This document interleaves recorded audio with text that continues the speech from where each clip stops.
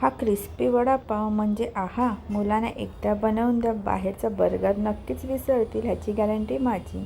तर ह्याच्यासाठी आपल्याला काय करायचं आहे, आलं लसूण मिरची छान असं मिक्सरला वाटून घ्यायचं आहे. तेलामध्ये कढीपत्ता, वाटलेला मसाला, हळद आणि उकडलेले बटाटे घालून त्याचं छान असे मिश्रण बनवायचं आहे. चवीनुसार मीठ घालायचं आहे, कोथिंबीर घालायची आहे आणि छान अशी भाजी तयार करायची आहे. पावाला आपल्याला चटणी लावून घ्यायची आहे आणि त्याच्यामध्ये जी भाजी बनवली आहे ती आणि त्याच्यावरती चीज स्लाईस, चिली फ्लेक्स घालून छान असा पाव बंद करायचा आहे. बेसनचा घोळ बनवायचा आहे, त्याच्यामध्ये मीठ, पाणी घालून घ्यायचं आहे. छान असा घोळ तयार झाला की दुसऱ्या आपल्या वाटीमध्ये आपल्याला ब्रेड क्रम्स घ्यायचा आहे.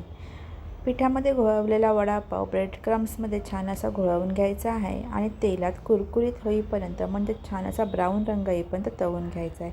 बघा कसा मस्त झाला आहे तो.